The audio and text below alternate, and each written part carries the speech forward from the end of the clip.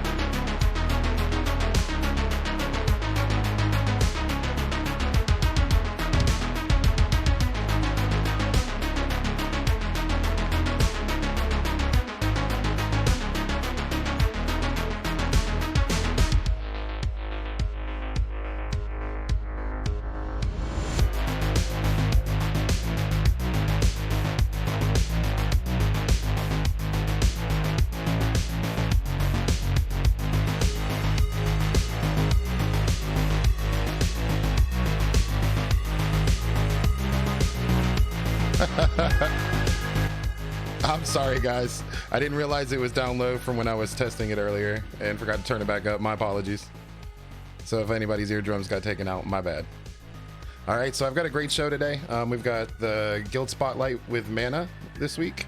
They're a pretty cool guild of all mages. I'm pretty sure you all already know of them, but in case you don't, I put together a cool spotlight. And then I've got the typical territory control news, and yes, we'll discuss what happened this weekend. And then I've got I spoke with a dev in a Twitch stream, and they filled me in on some really cool stuff, and I figure I would just share it with the community. I just quoted exactly what he said from the Twitch stream, and then we can just discuss it. And so in just a moment here, we'll go ahead and get the Mana thing started. I'm giving Mana a few moments to get in. As always, I'll play the Guild Spotlight twice, because usually people don't make it in until later in the show anyway, so I'll go ahead and show it then again. Is anybody from Mana here yet?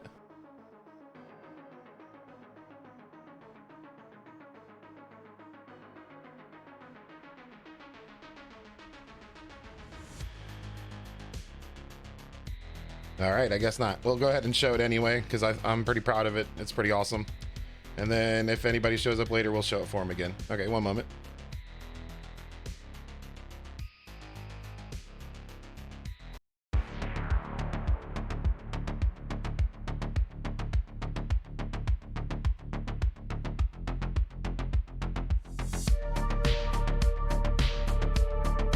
Greetings, fellow mortals, and welcome back to Crowns and Conquest. I'm Phaneronic. Join me on this journey through captivating guilds of Myrland. In this episode, we delve deep into the mystical world of Mana, the preeminent mages guild in Mortal Online. With a history of many years, born shortly after the release of elementalism in MO1, Mana has established itself as a paragon of magical mastery within our realm.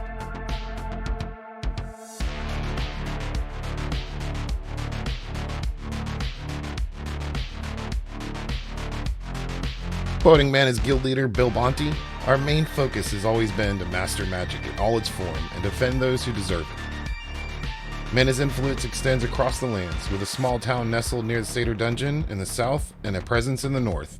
We're there, collaborating with the MangBros Alliance to assert control over the Minotaur dungeon. We are a chill yet dedicated group of mages capable of navigating any dungeon and providing an invaluable asset to guilds in the need of magical expertise. Leadership dynamics within Mana are shaped by trust, activity, and an unwavering commitment to the guild cause. Their open-minded approach welcomes anyone who respects their principles. If you're looking to make memories and be part of them, join us, says Bill Bonte.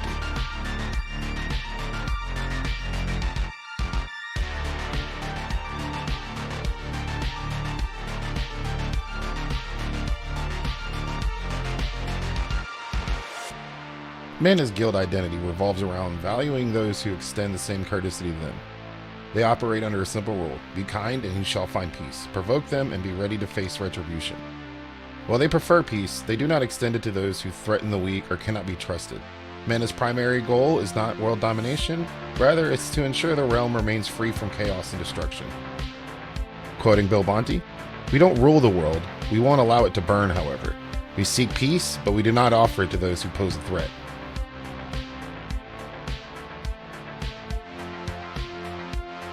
Mana boasts an impressive track record, from hosting the Flux Rush of 2022 to resurrecting the Battle Mage class, and many other notable achievements. Quoting Bill Bonte, "There's a lot to list here. We once held content back for over an hour at the Minotaur King. We've casted every polarization spell at once in the center of Meduli. We filled the graveyard with tornadoes. Held a fireworks show for our 5th anniversary. Hosted events in Meduli where we launched people into space and named it the Meduli Space Program. To aspiring guilds, take note. Even as a small guild, you can make a stand, ask for help, and be proud of what you create. Honest mages seeking camaraderie will find a home with Mana. The application process is straightforward. Just head over to the Discord server at discord.gg/mana and submit an application through their ticketing system. If you're interested in joining us, we encourage you to connect through our Discord server," says Bill. All the young mages out there, keep an eye out for Mana. Join us next time on Crowns and Conquest Guild Spotlight.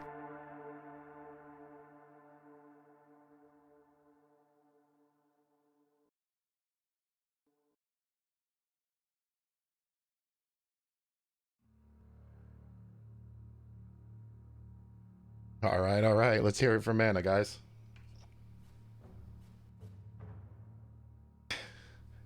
It took a long time to get all that footage together. I actually had to get permission from several people to get those. All right. So next up, we have the Alliance chat here. So weekly we come up and we try to update this map and make it as reasonably close to, reality, basically. And so I've got it all set up. We're going to go over each alliance/organization, and there's not going to be much changes. So this is going to be a rough patch for me here in the next couple weeks for the show. Unless we get a hot patch on TC, I don't foresee any major sieges. So it's really going to be mostly talking about small scale stuff, especially after this weekend. For those of you who don't know, there was a weekend long siege. During that siege, some mechanics were used that weren't intended and basically caused, 3 days worth of game to just be at a halt. The Discord was pretty fired up this morning. I believe recently, Discord, the GM, has actually made a statement on it. They took actions against the players, and I have strong suspicion that building's probably going to get sieged again shortly. And that's right there, the Scorn Keep right there at the, where the 3 guys dancing on the fire. So let me go ahead and mark that now.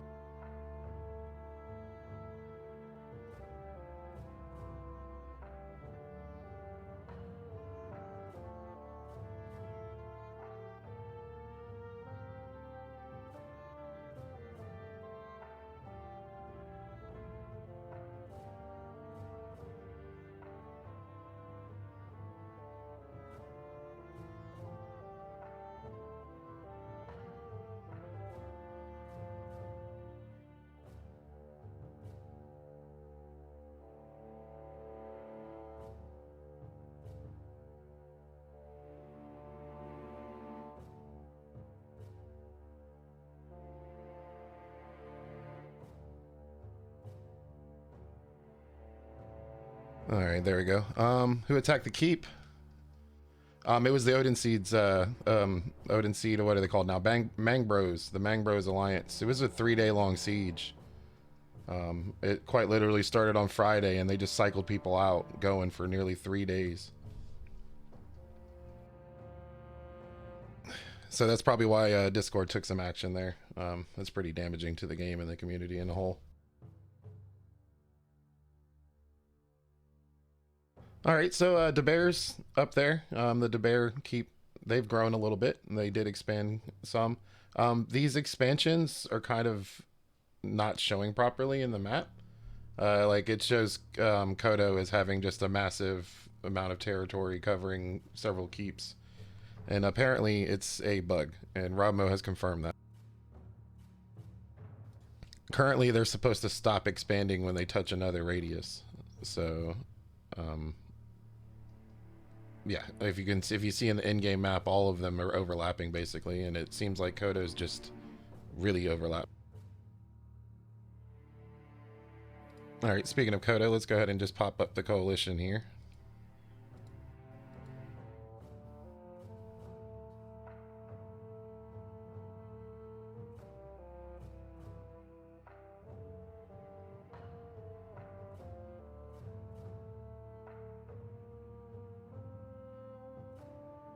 Okay, so if you see here, the top of the coalition there, near the Bear's Keep, there was actually a siege last night. Kodo and the coalition's not claiming the siege. There was Kodo forces seen at the siege, but they're not claiming it. So I'm not really sure who was sieging, but I can confirm that they deny that it was their siege. So take that as you will. You know, they're not claiming it outright as theirs. They were noticed there, along with wheelchair bandits and a few others. I believe Nightfall came and routed, and the siege was against Nahuat, the guild. And I believe they were just about to take out the defenses so they could siege the actual stronghold itself, and they were routed by Nightfall and accompanying forces.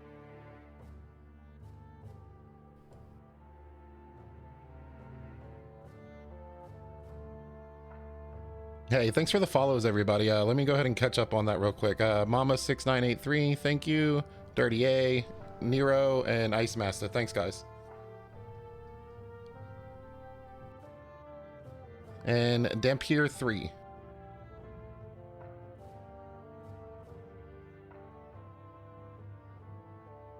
Hey, if any mana guys are in the chat, let me know. Holler out at me. I'll let you guys, I will, after, in between this segment and the next one, I'll run the mana thing again. You heard it was Foundry that sieged Nahuat. Okay. The only thing I've heard of Nahuat is I thought they were a fishing guild. Like that's what they did. They literally just fish. So it was really weird when I heard they were getting sieged. I was like, why? But I mean, that's just what I know about them. It might not be correct, but I've heard they're just a fishing guild. Like literally that's what they're here for, is to fish and sell fish.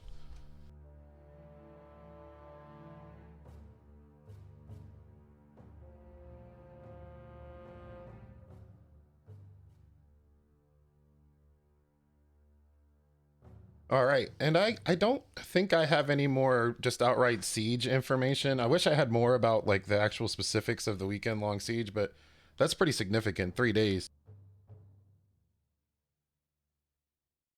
Yeah, maybe it's a fishing spot beef, bro. Like maybe Foundry and them are, you know, beefing of, it's like gang fishmonger stuff.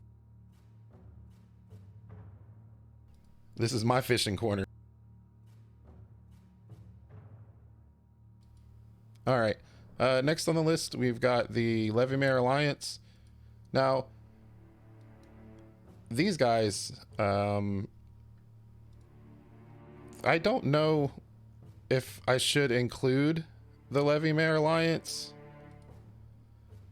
if I should include Scorn or not. I've heard Scorn's not in that alliance, and then I've heard Scorn is with them. So they're with them now. Like, would they outwardly say, yeah, we're with them?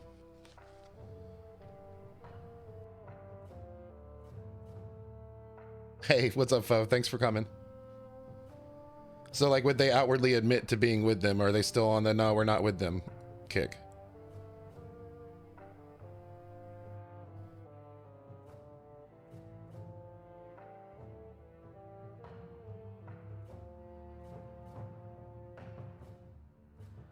And then Carney's still holding strong on their one keep. I haven't heard of any aggression towards them. Does anybody have any reports of aggression towards them?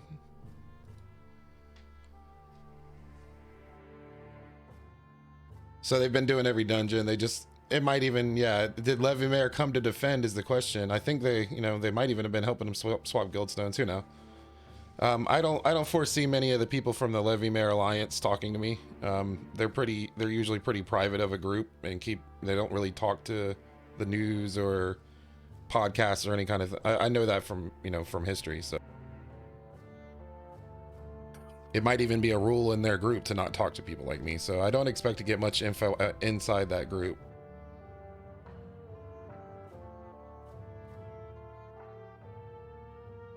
And then another group I don't know much about, but I do know that they are in the works to do something really soon, and that's the Enclave. No, not I'm sorry, not Enclave. MKRG group. The other gray. They're the ones that are. They're going with the whole we're the little man, underdog. And I don't think they're gonna start zerging up. I believe they're just gonna do their own thing. At least that's what I've gathered from stuff I've seen. But I think I might have a interview playing with Danny soon. So he's one of the first people that I talk about their groups in the show that's agreed to come on the show. So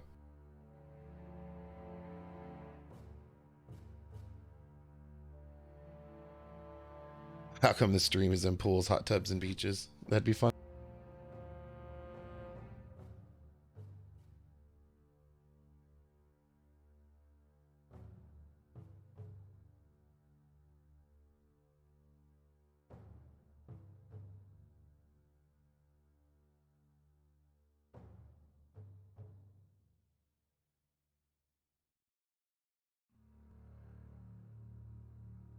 Yeah, I don't want to speak for him. That's just what I got from his last video that they released. So like if that's not the look he's going for, he can tell you guys when he comes on the show. I'm gonna try and get an interview set up with him soon. He's the first leader of any of these groups to agree to come on the show. So I'll get an interview set up with him, and he can give me the low right here in front of everyone. Hey, evening, Brat. So we were just going over, the TC news here for those just joining us. There was a weekend-long siege. The GMs have taken action on that, and I don't think we're going to see that kind of nonsense again, hopefully.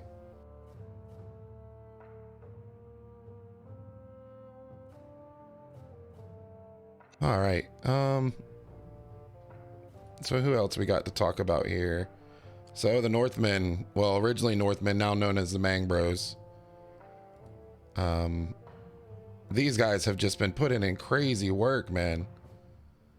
Like, when you think about all the fighting they've done so far in attempted sieges, it's insane. I wonder how many man hours they've put in so far.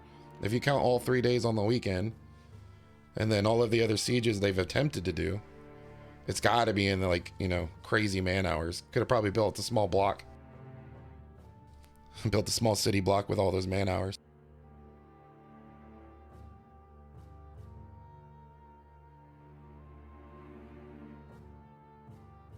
Hey, thanks for the follow, DuPont.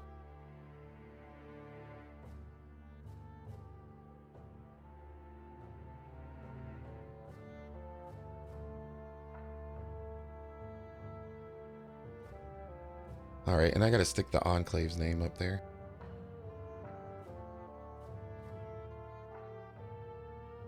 So can someone tell me who is the Enclave? I've only been able to glean, does anyone have any actual real information or know of somebody I can go talk to get the real skinny on it?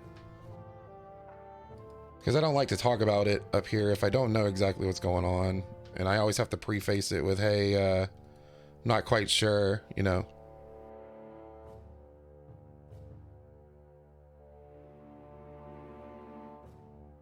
MangBros out here just throwing fists, bro. They come out just swinging at everybody. Treating it like it's a Waffle House dining area.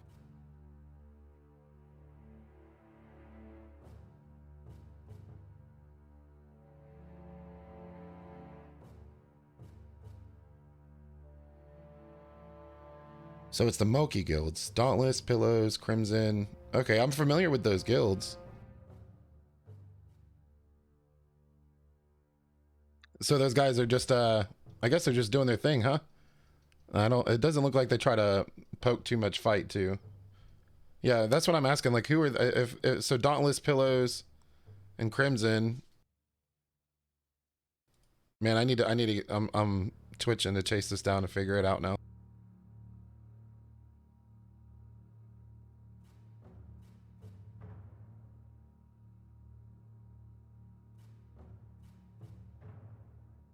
So yeah, that's what I've got basically this week, guys. I've confirmed one siege with my eyes. I went out there and watched it happening in game. Actually, I rode out there and watched it.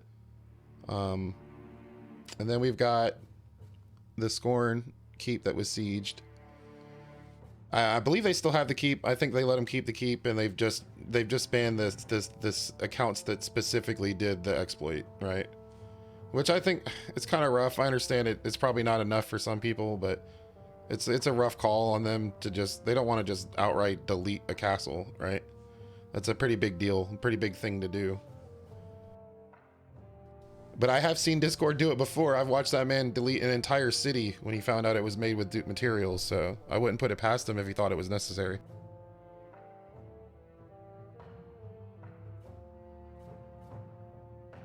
Yeah, I can feel you there, like him. Like, I get that, you know. I'm not going to argue your point there. That's a solid point, right?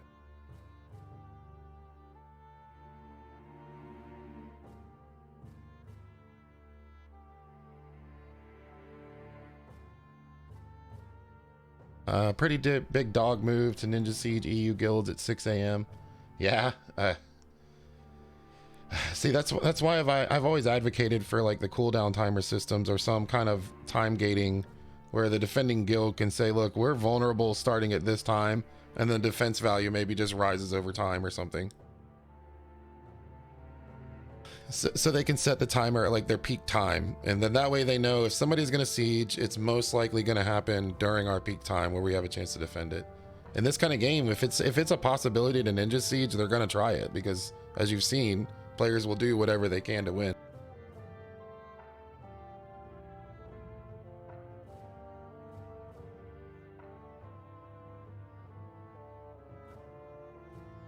And yeah, I mean, it was like a 20 hour long fight.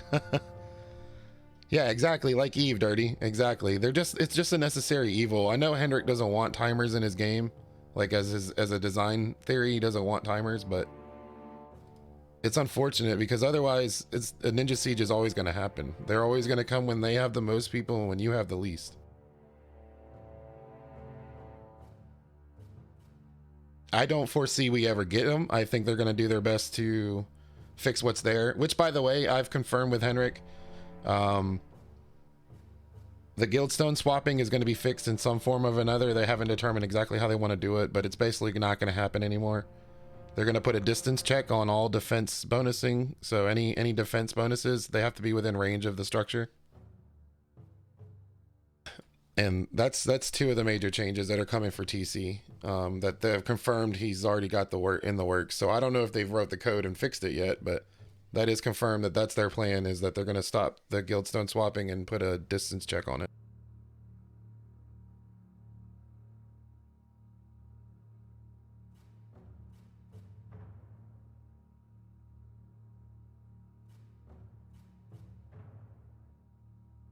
MangBros is NA heavy and Levumere is EU heavy. That's why you have the next timer 12 hours later. Yeah, so like, yeah, that way they can have it in the middle somewheres. And yeah, people will always complain about ninjas too. I mean, they could set the time where it would just be really inconvenient for you to ever ninja siege, and they could use that as a strategy. I get that. That's part of Eve too. But the alternative is a possible ninja siege, and you having to get a phone call at 6 a.m. and wake up. Hey, skip the breakfast. We're getting sieged.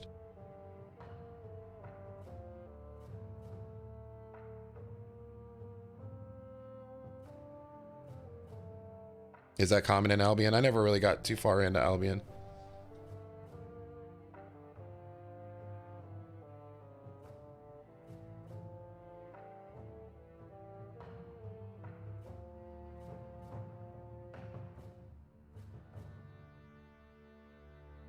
So in a little bit, I do have some cool news. I was telling the folks earlier, I spoke with one of the developers in a Twitch stream, asked them a bunch of questions, got some really cool answers back, and I wanted to share it with everyone.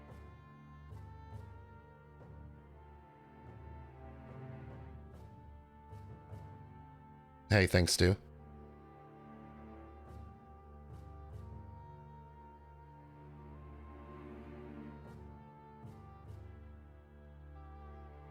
Hey, thanks for the follows, Inwit.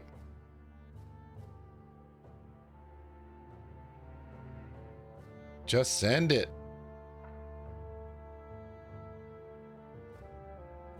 I'm sure that's what people are here for. I'm just giving some time for some more eyes to get in here.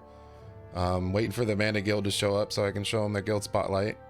This is pretty common. I have to wait for the guild to get here. We're all gamers and on gamer time apparently. Tendy Mancer. I love the name. Thank you for the follow.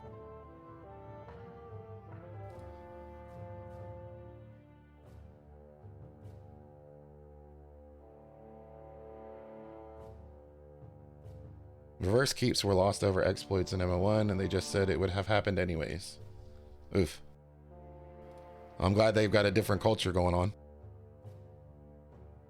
Hey, thanks for the follow, Malik.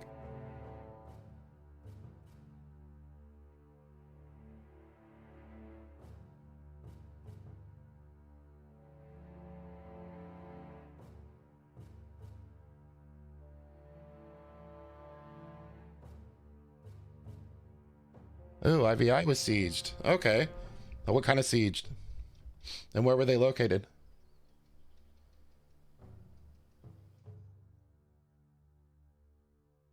Was it a siege on their strongholds? Did their houses get pushed down? What happened?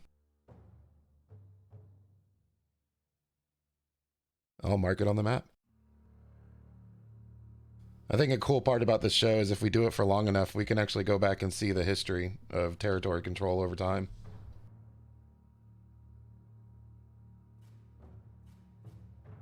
You think it was just soften them up for a later siege, or was that all they had in the Mang? They probably only brought one Mang, not realizing it would take more than that.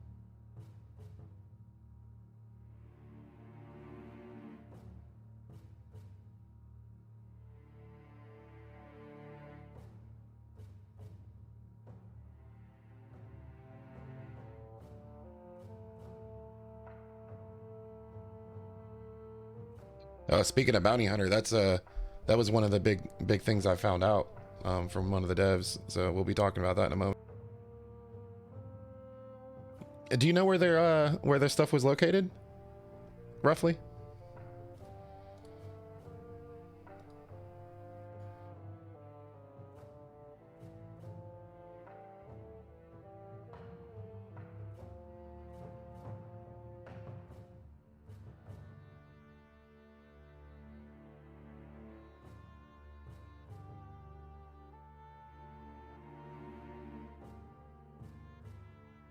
Donut Lake.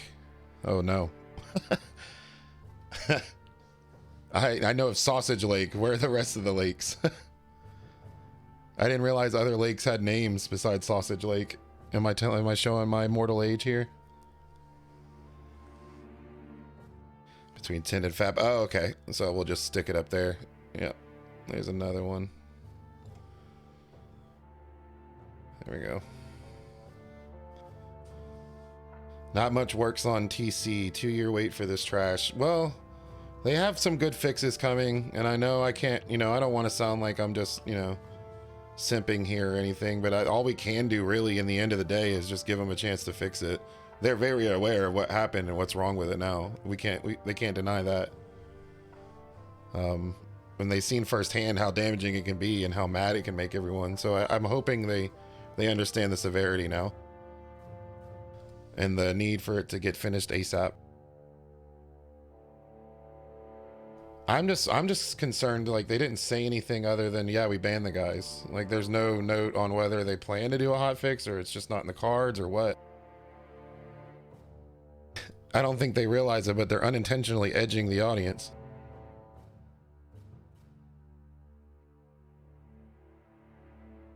Hey, Sean Tutal, thanks for the follow.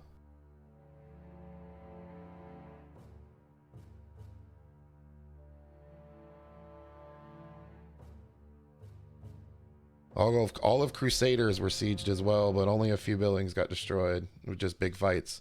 Where was that located?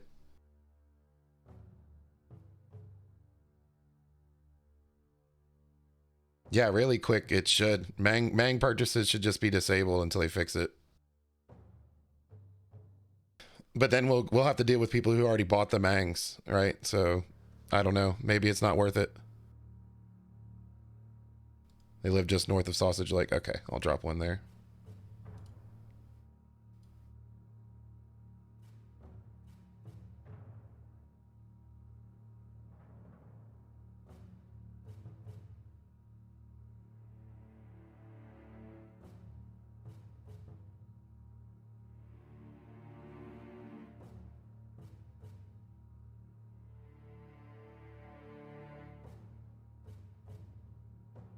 Yeah, they never truly said they were banned either. That's true. Action was taken on the accounts, you know. Well, as Grimsar said, maybe they weren't even actually banned. We don't know. And I understand their need for not telling us too, because it would probably just cause more drama.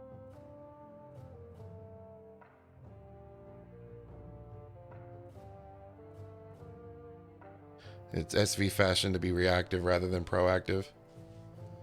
Well, my struggle with this is some of this stuff is just stuff that should have been thought of in the design phase, like a distance check on towers to make sure it's not a tower on the other side of the map giving you bonuses. I mean, that kind of stuff should have just been thought of, you know. I think it's just simply they try to race all the time. I think they're just overworked.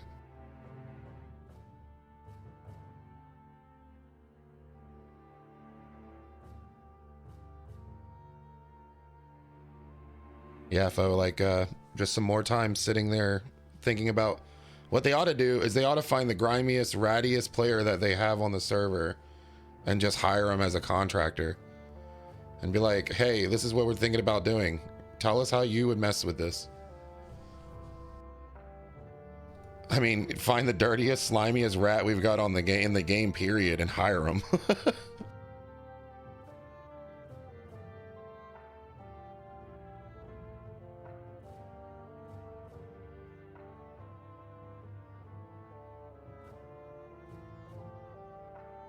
Yeah, Blackout last I heard was Leviamere, but it might have changed. Like I said, I don't have a lot of information from that. They're a very quiet group. They don't talk to people like me. Me being, you know, podcasters and stuff, they're not going to tell me what's going on. So I have to glean what I can from the outside.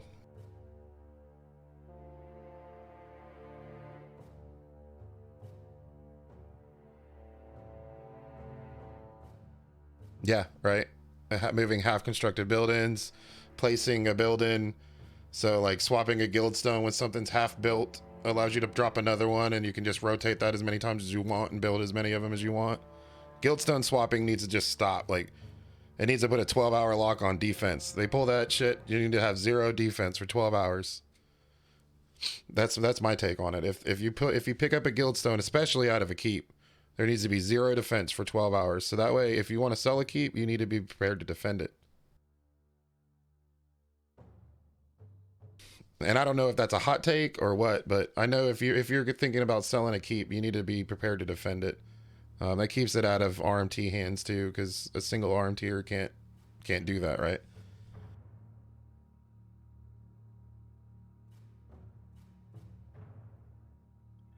What's my hottest take? This game needs. What my hottest take in this game is this game needs sub tokens, because RMT is never going away. It's just not. There's no feasible way to get rid of RMT, because if any company could have done it by now, they would have.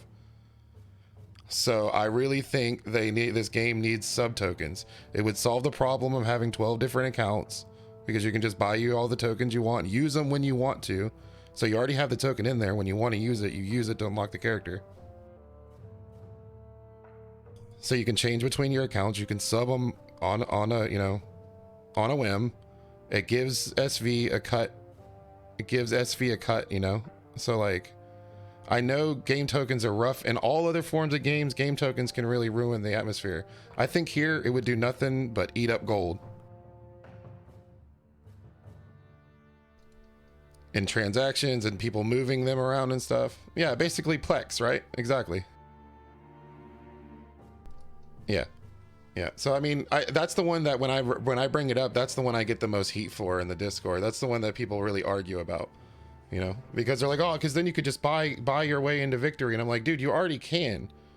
You can already go spend your credit card right now and buy your way to victory. How long before you get banned doing it? That's another thing, right?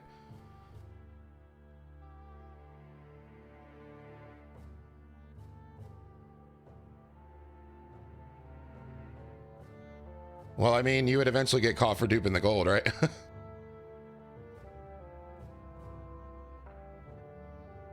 Nah, they wouldn't have whole entire ecosystems set up for it, man. These websites, they can just pop it up and hit play at any time they want, you know?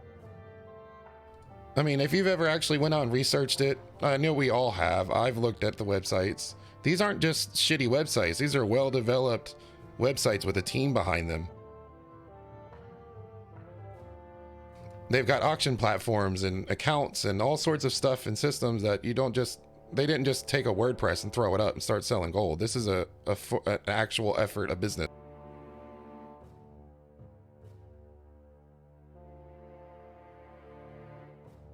Yeah, and like Keo said, you can't technically win you can't win a keep just purely throwing gold at it. You still have to know the right people and still have to win the fight, you know? I watched one too, Cavi, about what's the guy's name? I can't remember his name, but he made a profession out of it. And one of the only games he never hacked gold for was WoW, because their anti-hack was so well made. He was on he was at a DEF CON conference and did like a whole section of that. It was pretty cool.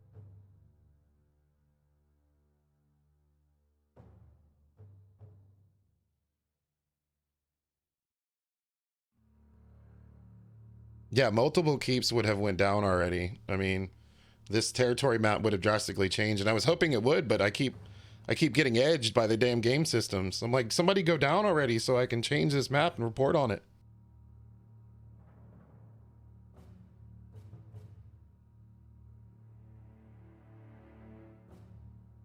Yeah, because they have to find somebody who's willing to sell their prominence, and it's kind of hard to do.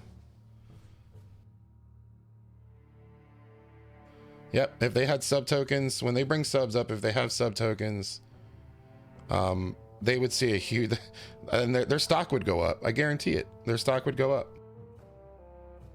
And all of the RMTers would be scrambling, trying to figure out, well, how much is gold worth now, right? They would probably try to liquidate their gold out into sub tokens and then try and sell those cheaper than Star Vault would, which is what happened to Eve. But in the end, somebody bought that sub token from Star Vault, right? So they've got their money already. Because right now, players already sell gold and sell amongst each other and go on the website and buy it from the auction stores and stuff. At least with a sub token, SV would get their money.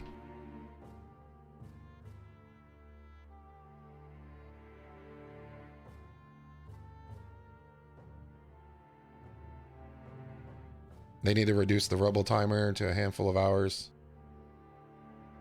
I'm personally thinking houses should have the longest timer, and only because the houses is what the average player is going to build, right? Your average guy who's just trying to enjoy Mortal, he's not in the Empire game, he doesn't run a guild, he's just a dude fishing, right?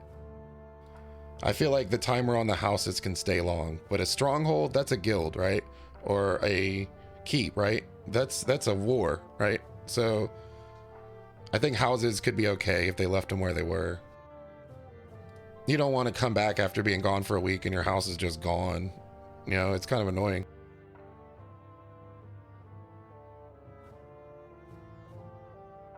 All right, well, it looks like we've got 60 people in here now, so I'm going to go ahead and run this mana spotlight again. For those of you who are just joining us, every week I do a guild spotlight. It's getting harder and harder every week because I'm getting less and less people to reach out. So if you're in a guild and you want a spotlight done, contact me on Discord.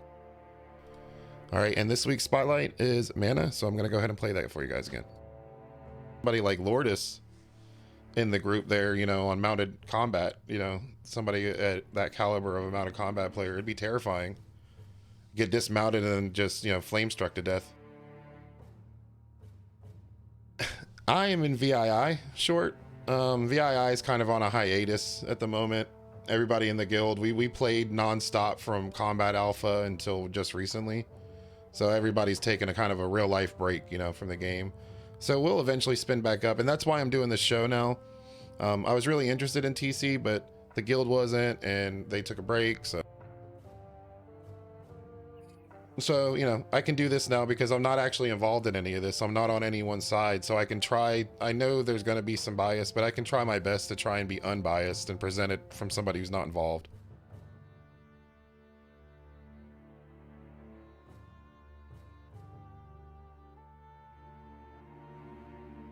Yeah, we're a bunch of boomers in VI. We're the old guard, man. Not to be confused with old guard the guild. I fall asleep in my chair all the time. I'm gonna fall asleep in my chair after this. So what's up, guys? You guys ready for the real news?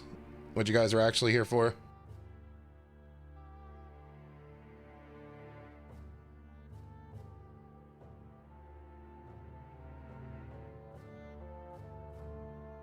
The fires with the little dancing suit of armor. Those are known sieges, known fights. So if I've seen them, if a Mang was seen or spotted, or a building was being destroyed, or a large battle, we each week we try to mark them all on the map. Yeah, I think that 12-hour timer it can be pretty oppressive, man. Trying to do that, trying to do anything in TC with a 12-hour timer, like. It's like, okay, well, I'm not going to be here in 12 hours. I would be asleep at almost any point of the day. In 12 hours, I'm going to be asleep, right? Except for early in the morning. I guess the OP class in Mortal is the unemployed class. That's the most OP class available in Mortal. They get plus 15 to degeneracy.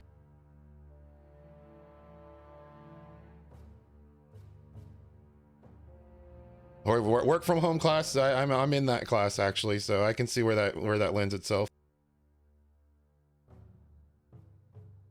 All right, let's switch it over to my new slide here.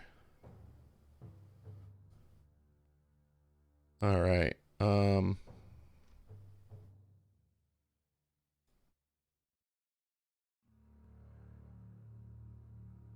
Whoops, I broke it.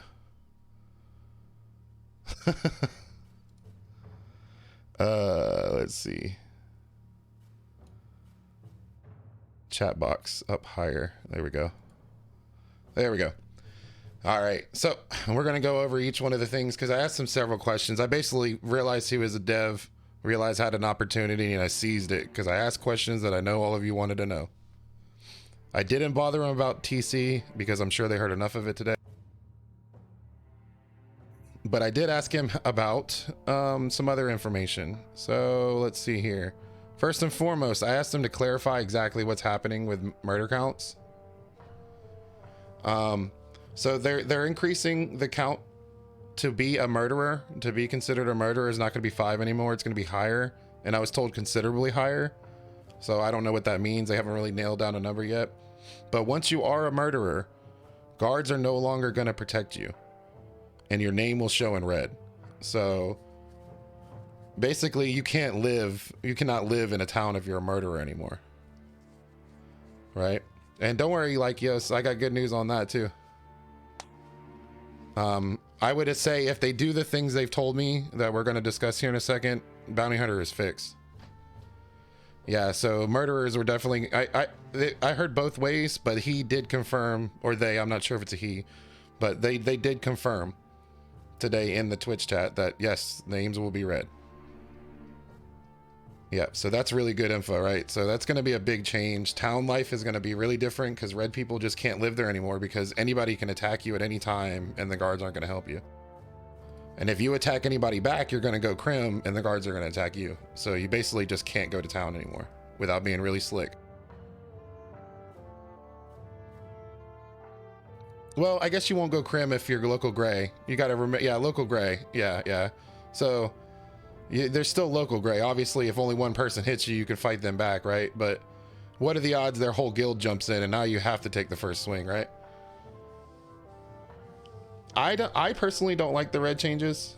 I thought it was hard enough, but the general consensus and Hendrik believe it's not hard enough. So yeah, there's still local gray. I forgot about that when I mentioned it. You know, there's obviously still local gray, so there's still some nuance there, but all I know is when this patch comes out, if you're a red player and you got your money in town, you may want to get it out soon.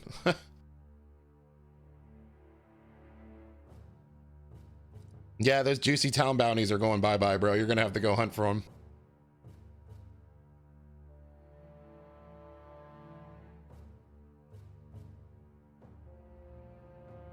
No, I don't consider delivering pizza hard enough. No, that's one thing that's actually going to change, Tech. That's gone.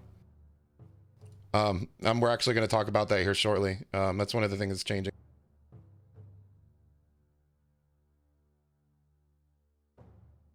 All right, next on the list here, we got bounty hunters. So this is slated to come out with UE5 unless something major bad happens, he said. So unless something terrible happens, this should come out with the UE5 patch. You'll be able to change the number of murder counts.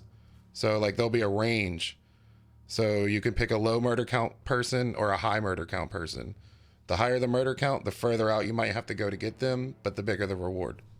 You'll also be able to do bounties duo.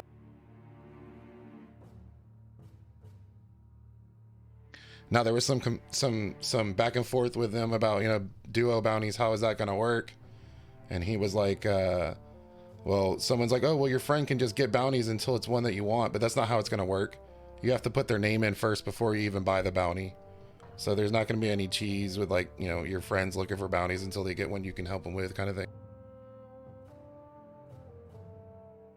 And so it's going to be really different because with that done, obviously you're going to get closer bounties because they'll start at a minimum of 4K, right?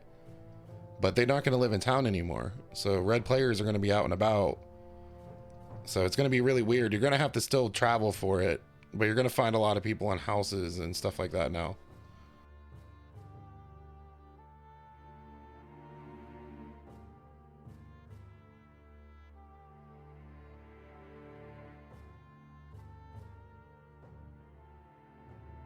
Yeah, it's not going to change much, Foe, in the sense that you get the target name and you have them as your target for however long you hold on to the bounty.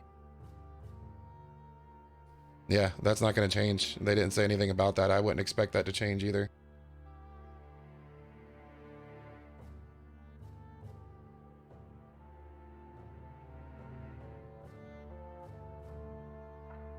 Yeah.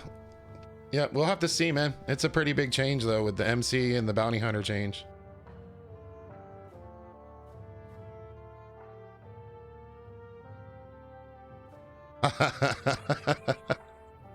That's hilarious. That's vicious. Yo, he's probably one of my favorite bounty hunters too, because he styles on people all the time.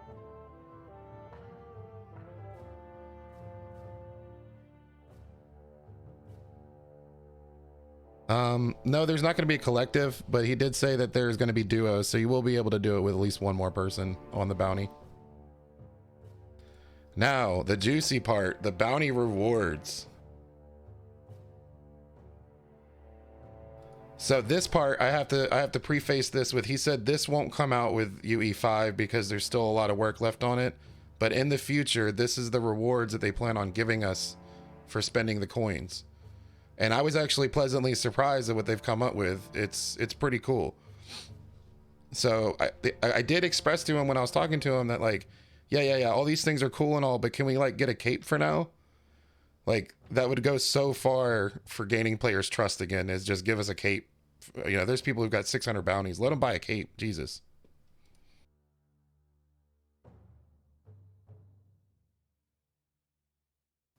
So the next one, this reward here, these are the quote unquote non-cape rewards. This is it. By the way, these are just copied directly out. He wrote this. So grain of salt, it's just a candid conversation with a dev. Don't take these as official release information, right? But I thought it would be fun to just talk it over with you guys. So bounty hunter coins, they're gonna add other things. Like they planned on giving you a perch for the crow so you can reuse your crows. They plan on giving you a cage to buy so you can get free crows at home. So you won't have to go in town to get your crows. If you need more, you can just go pick them up. And then a looking glass that gives you Alvar insight for your bounty.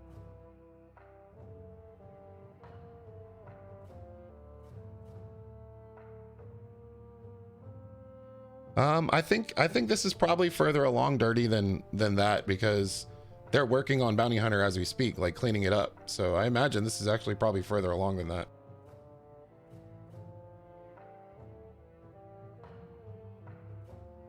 They're pretty cool rewards. They're very stylish in my eyes. Like, it makes your bounty hunting a little bit cooler. But I told him, I was like, dude, yeah, all that's really cool, but we want the drip, bro. We want the drip. We want to look like badass bounty hunters, and we want to be able to spend our coins. You know what I mean? There's guys with, you know, 800 kills that have their coins just sitting there. And it would be really cool to those guys if they could get paid for all of their effort, right? Hey, let me catch up on the follows here. Cold Chills, Tipo, Tech Guy, Chaos Wins, thanks.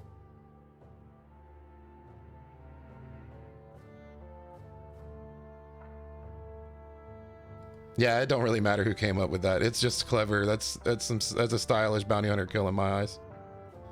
All right, so I got a couple more little tidbits of information I can throw at you guys.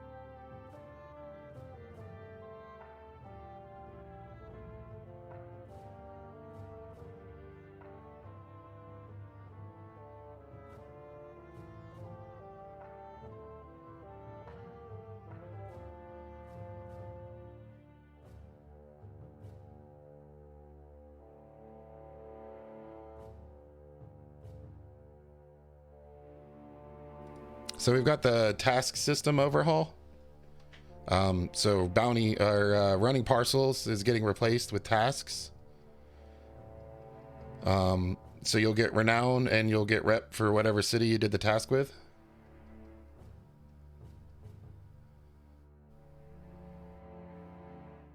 So they'll have one for each type. They'll have hunting, fishing, all the different jobs, like cooking, etc. So you'll basically complete these tasks, whether it be go hunt this animal, go catch this fish, you know, Fabernum needs 100,000 blah, blah, blah fish, right? They'll turn that in for renown, and then those renown rewards will have rewards similar to what you get for bounty hunting, but for each of their different, you know, distinct possibilities.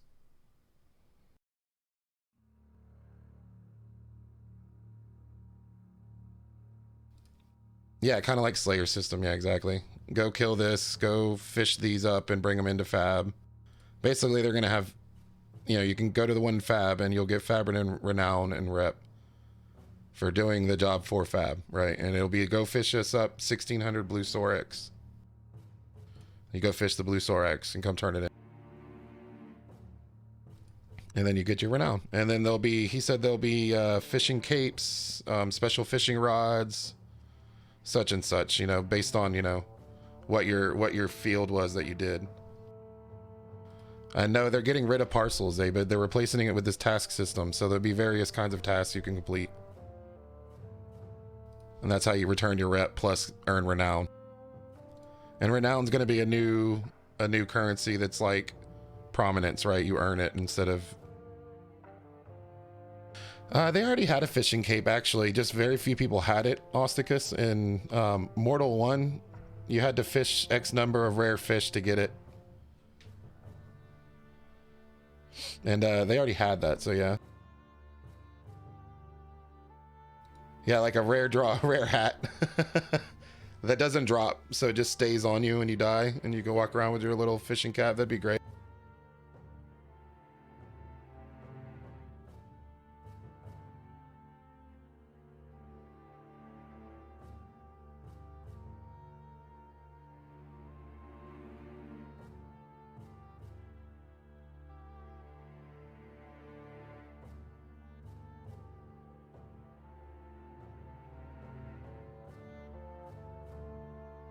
But yeah, and then he said that's where he mentioned the other rewards for all the other different systems. So I mean, we're getting a bounty hunter overhaul, we're getting a murder count overhaul, We're getting a new task system with UE5. So I really hope I really hope that they come out with some kind of hot fix for TC, because that would hold us all over. And then this would be one of the best ever patches, TC related or not, that S-Volt has dropped. Starvault, I'm sorry, has dropped.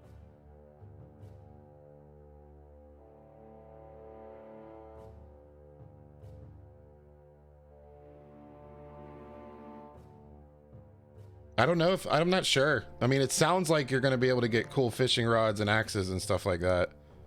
So maybe, you know, higher quality axes, pickaxes, because there's going to be mining jobs, there'll be fishing jobs, cooking. He said there'd be a job type for each one of the different, you know, roles, basic. I think it's going to be cool if they're like, hey, go, you know, in MK, they're like, hey, we need 10 pounds of fried rice, and you have to go get the rice and fry it, right?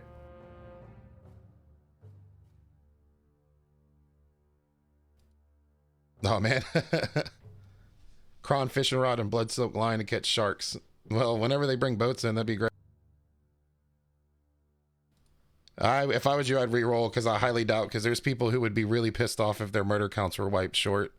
So if your murder count value is the problem, I would just re-roll. Because there's some people who take pride in their murder count and they look at it like a badge, so they'd get really, really mad if their murder count was reset. So I highly doubt that'll happen. And that's not just some people. A lot of red players look at their murder count as a badge, so... Nope, rep's not being removed. It's being tied into that new system. You won't have to do rep runs. Like, parcel delivery won't be a thing anymore. You'll have to do one of the tasks. And he did say there will be some fighting tasks. Go clean these bandits out of here and that kind of thing. Basically, it's a guild system, guys, with some rewards if you interact with it, and that's how you get your rep back up. And long story short, it's a guild quest system, basically.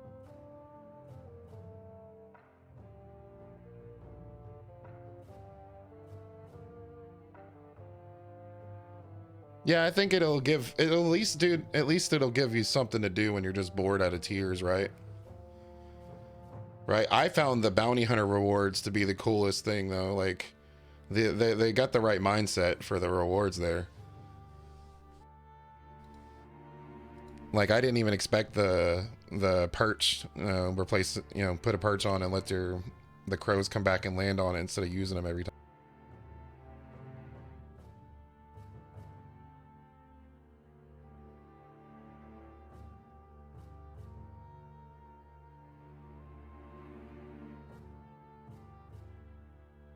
Hey, Pox.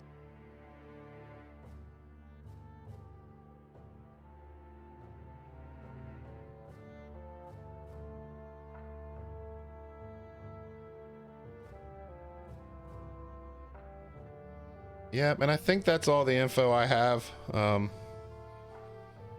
I didn't think most people knew, right? So when he said these things, I was like, I've never heard of that yet. So I can go ahead and spread the news on the show tonight. So, and again, grain of salt, don't beat this guy up or this dev up, because, you know, they were just having a candid conversation with me. Don't think of this as an official interview and I got the scoop from them. I just wanted to share exactly what they were talking about because I thought you guys might find it interesting. But obviously, grain of salt until we see it with our eyes and it comes from the devs. No, it's Nimbus. I spoke to Nimbus in the chat. I don't know if they want to remain anonymous, but I just messed that up if they did.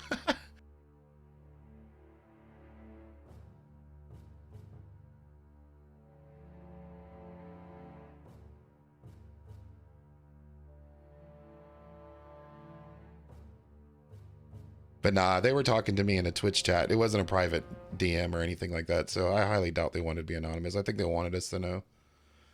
The devs really do care about the game. Like, the actual devs themselves do care about the game, you know?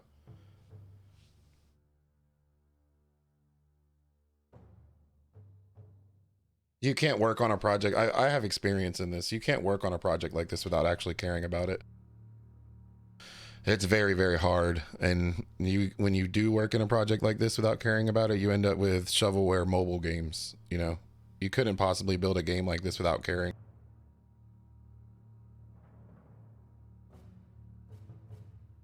Yeah, exactly. Exactly, Lynch. So many people, you know, that's another thing that's going to be rough is we're a month out from this, at least minimum. He did say do not expect it in the first of the month, like expect it towards the end of the month.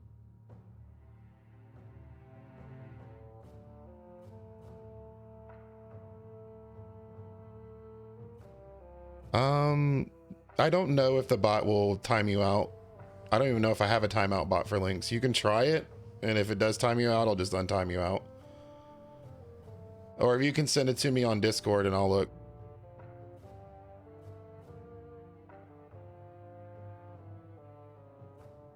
Oh, there you go. Yeah, I mean, this is I'm pretty sure I just broke my peak viewers ever on Twitch. So I've never really had a need for a bot yet because it's not like I'm getting swarmed with text. And I mean, last week I broke my sub count on Twitch, so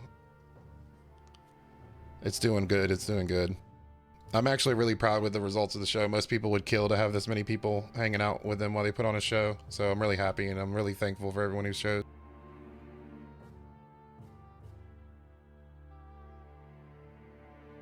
Get the map view bots. I put a lot of effort into this, man, and I really do care, and I hope you guys are enjoying this, and I hope it does have I hope it finds a place in the community as, like, you know, helping people stay in touch and keep on track of what's going on. Hey Zomic, thank you for the sub. What I'm gonna do with that is I'm gonna save the sub money, whatever sub money I get, because I've got a 2060 that's on its last leg. So I don't think I can actually play the game while streaming it because my video card will melt.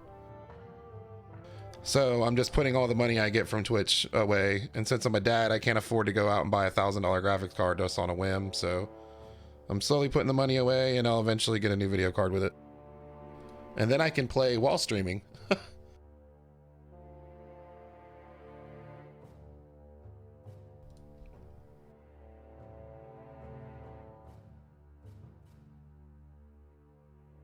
You want the interviews, man. I want to give you guys some interviews. Hey, thank you for the prime, narcissism. I want to give you guys the interviews, man, but you know, people are actually really weird about getting interviewed. I don't understand it. It's like they, I don't know how to say it. I don't want to be rude, but it's like they think I'm gonna pull them on here and then mori them and be like, are you really the dad? You know? That's not what I'm here for. I'm not here to like pull your drama or air your dirty laundry out. I'm gonna ask you softball questions about your guild and how much fun you have in Mortal, you know? Yeah, exactly. They think they're gonna get roasted, or they think I'm gonna pull them on here and be like, so I heard that you and Henrik eat toast in bed together. What do you think about that? You know?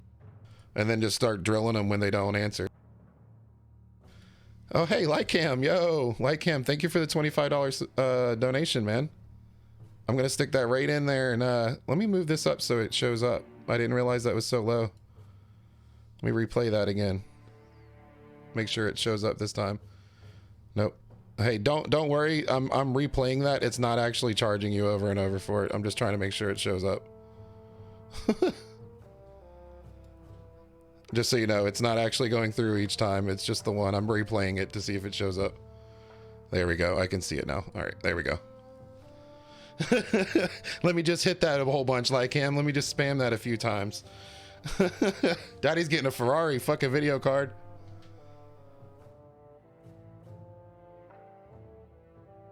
Is Barney in here?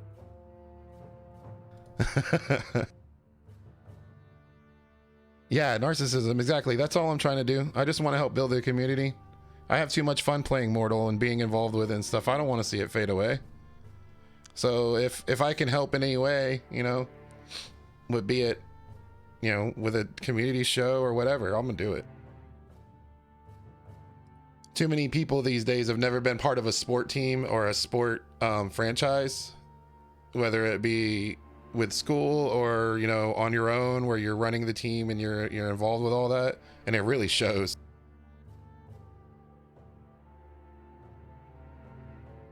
Like, you can really tell people have just never been a part of a team that mattered.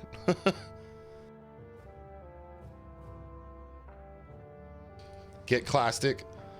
I am trying to, so the people I've got trying to line up an interview with right now is Danny the Nian with MKRG. He's the first Alliance leader to say, hey, yeah, I'll interview with you.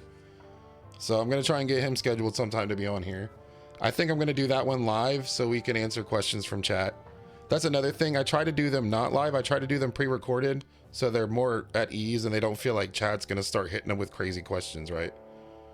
So my interviews are usually pre-recorded so everybody can be calm and relaxed and they know nothing's live. Whatever they say, you know.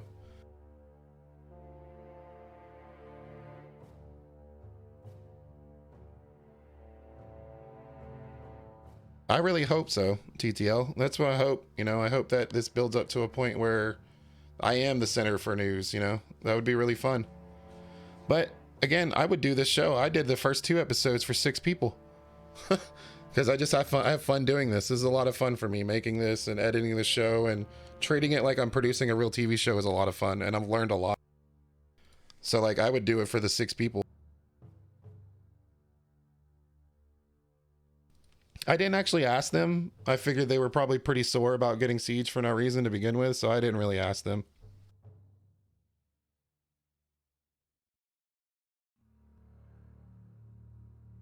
Yep, the show's only once a week. Yep. It takes a lot of effort to put it all together. Like, it takes me my entire Saturday to put the guild spotlights together. I gotta write that, record it, edit it. So like this Saturday, I think 6 hours of my Saturday was spent just making that mana because I had to find the footage and then I had to find the people whose footage it was and make sure they were okay with me using it. All that footage you saw was donated by other people from the community, right? All the fireworks shows and all that, I found it on their YouTube and I had to get permission from them to use it, so. And I'm sure you guys saw Nazori on there and he gave me permission to use that one.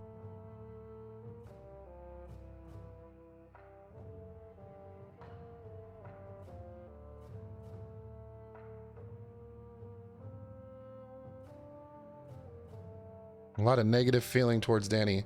He was very clear that he wouldn't interview if I was gonna rail him and send him across the coals. He was more interested if I'd hear him out, so. Bill would be a great one. Bill would be sick because I'd ask him, you know, what's his strategy when a new school's coming? Like, how does he prepare for that and stuff? That would be really cool to do. That's another thing I try to do. I try to separate the guild spotlight from the interview. Like, I don't want it to look like any one guild. I'm just, you know, I'm just here to simp for him, right? So if Bill's going to be on the show, it would be good if he's not on when Man is the guild spotlight, right? So that way no one show is too themed for one guild. It remains a cohesive community thing that we're doing here.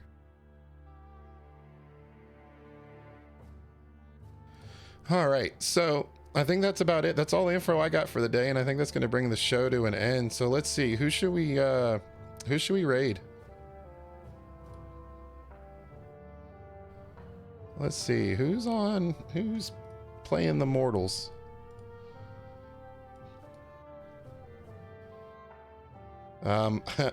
Rivers has already got 100 viewers. And I don't know any of these other people. Let's raid Breaking Skulls. How about that? Is he cool? You guys think he's cool? I haven't actually talked to him yet. Hey, no problem, man. I appreciate everything. I thank you guys for the subs. That puts us at like 17 subs. I got a donation. You know, I appreciate everybody for that. Thank you for all the follows. And More Death, thank you for the follow. Let's see here. Let's go ahead and set up a raid and we'll let the timer run out. Raid Breaking Skulls.